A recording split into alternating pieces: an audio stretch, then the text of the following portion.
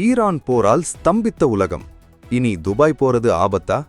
2026ல இந்தியர்களோட tour plan மொத்தமா மாறப்போகுது. நீங்க வியட்நாம் போறீங்களா இல்ல இலங்கையா?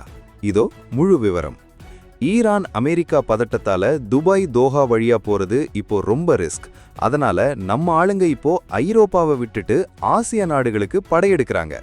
ஆனா ஆச்சரியம் என்னன்னா, வியட்நாம் சுற்றுலா போன வருஷத்தை விட 130% அதிகரிச்சிருக்கு. ஐரோப்பாவை விட ரொம்ப ரொம்ப கம்மி பட்ஜெட்ல ராயலா போயிட்டு வரலாம். தாய்லாந்து, மலேசியாவில் 2026 வரை இந்தியர்களுக்கு விசா கிடையாது. விசா டென்ஷன் இல்லாம ஜாலியா போலாம். நம்ம ஊரு கேரளா இல்லனா கோவா போற விமான டிக்கெட் விலையில இலங்கைக்கு போயிட்டு வரலான்னு சொன்னா நம்புவீங்களா? இதுதான் இப்போதைய ட்ரெண்ட். மாலத்தீவுல திஃபுஷி போன்ற இடங்கள்ல இப்போ ரொம்ப குறைவான செலவுல தங்க முடியும்.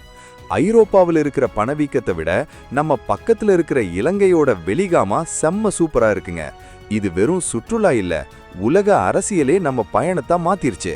இந்த வருஷம் நீங்க வெளிநாடு போறதா இருந்தா எந்த நாட்டை தேர்ந்தெடுப்பீங்க? கமெண்ட்ல சொல்லுங்க. பயனுள்ள தகவலுக்கு லைக் பண்ணிட்டு உங்க டிராவல் பார்ட்னருக்கு ஷேர் பண்ணுங்க.